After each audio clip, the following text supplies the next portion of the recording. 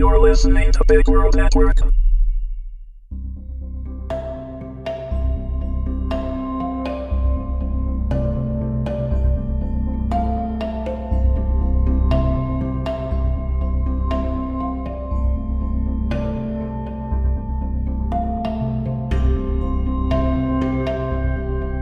Pathological Passion, written by Jared and Lisa Kwan, read by Wendy Herman. Episode 1.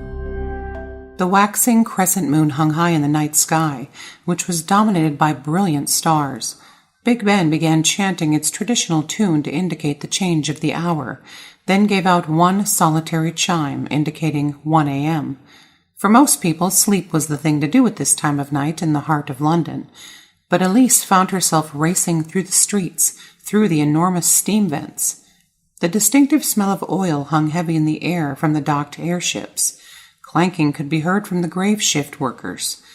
Elise's tightly laced knee-high boots clicked along the wet pavement as she reached up and adjusted the small valve on her helmet, focusing her eyepiece on the person she was pursuing. "I'm nearly within range," she thought to herself. Elise was glad that the brass metal running the length of her right arm supported most of the weight of the large 44 caliber steam-powered gun. "Do you have him?" A voice echoed in her ear. The small earpiece relied on standard radio waves to send and receive messages from HQ. "Give me a second," Elise said with a small smile. Then she slid to a stop and dropped to one knee on the wet, wagon-worn cobblestone street. "No escape for you this time." As her eyepiece indicated, she was just within range for her weapon to be effective. Elise caught her breath, steadying herself, then gently pulled the trigger, releasing the built-up steam pressure and launching the projectile. 3 large streams of steam jetted from the gun, causing it to kick upwards violently.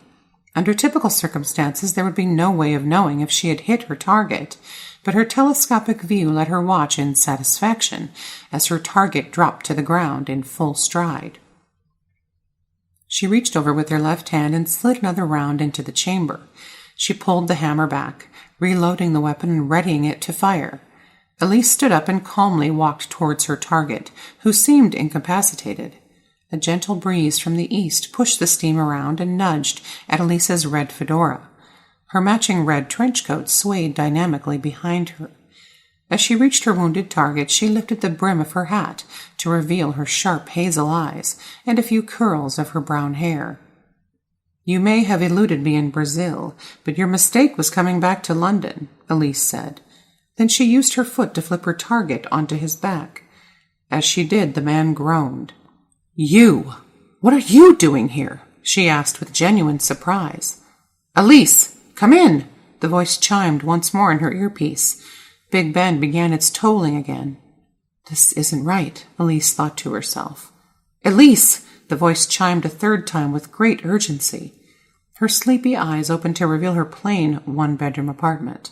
Elise reached over and picked up her Series 8 Google glasses and slid out of bed. "Good morning, Elise," she read on the glasses. "Today's date is August 23rd, 2032. Temperature is currently 75 degrees, with a high of 89 estimated for today in New York." "Elise, would you like for me to set the snooze on the alarm for another 15 minutes? It appears you were in a very deep REM sleep," the English voice of her digital assistant asked. "Don't worry about it, Jarvis. I'm up," Elise said as she scrolled through her email, mostly junk mail and mundane requests, and activated the wake-up sequence for her apartment.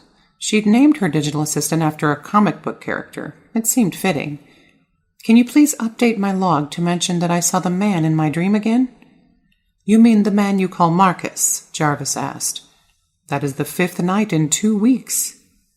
"I don't understand where he's come from. He seems so familiar, but at the same time I have no idea who he is," Elise replied. "If you would like, we can render him from your dream archive and see if facial recognition gets a hit online," Jarvis suggested. "Yes, let's do that," Elise said, but then she began to think about it. "Cancel that. Don't worry about it. I have better things to do with my time than obsess over dreams." "Very good. Your shower is ready. Which outfit would you like to wear today?" "Let's go with something that matches the red trench coat and fedora." I apologize. I don't have any record of you having items of that description. Would you like me to order those for you online? Jarvis asked. Never mind. Let's do the Tuesday regular office attire, Elise said. As you say, Elise. I will have them ready for you when you come out.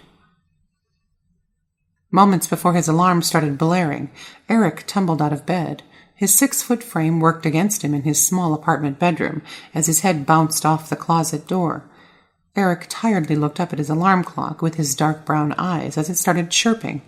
He brushed back his black hair before reaching up and hitting the snooze button. Eric, are you okay? His roommate Devin asked.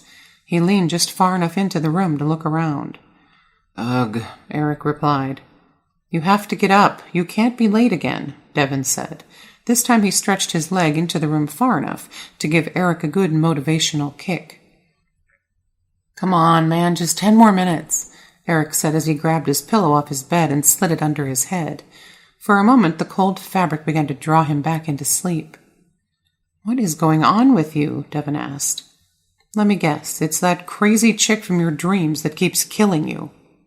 I don't understand why she keeps appearing in my dreams, or what her problem with me is, Eric said as he slowly sat up. How did she do it this time? Devin asked. Shot me in the back. Can you believe that? Eric said. Man, that's cold, Devin offered. Let's see, she has stabbed you twice, thrown you off a cliff, shot you in the chest, and now shot you in the back. Is it weird that I look forward to seeing her? Eric asked. Other than the dying part, of course. Brother, you need help, Devin said. Now get yourself up. We have 10 minutes to get out of here. Oh, man, we need to find new jobs, Eric said as he sarcastically collapsed back onto his pillow. I hate this intern crap. Come on now, people would die to be an intern at Zephyrs, Devin said. Especially a paid intern. Now move your butt. I love working with computers. I do. It's all I've ever wanted to do with my life. But if Zephyrs wasn't the largest internet company in the world and my best chance at getting ahead, I'd tell that jerk of a boss Quinn where he can take this job, Eric said. 8 minutes, man. Let's get moving, Devin said. His voice was now a room away. Eric climbed to his feet and slid open his closet. Without hesitation, he pulled out a pair of slacks and a white shirt. He looked out the window of his 7th-story apartment and stared hard at the large office building of Zephyr's headquarters, which stuck out like a sore thumb on the horizon. I need to figure out how to move up or move on, he thought to himself. And who that woman is that keeps killing me.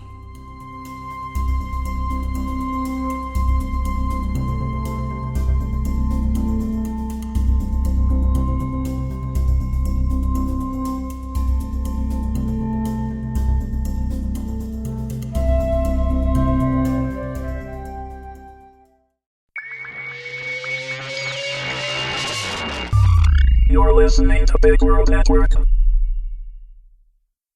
Music by Kevin MacLeod.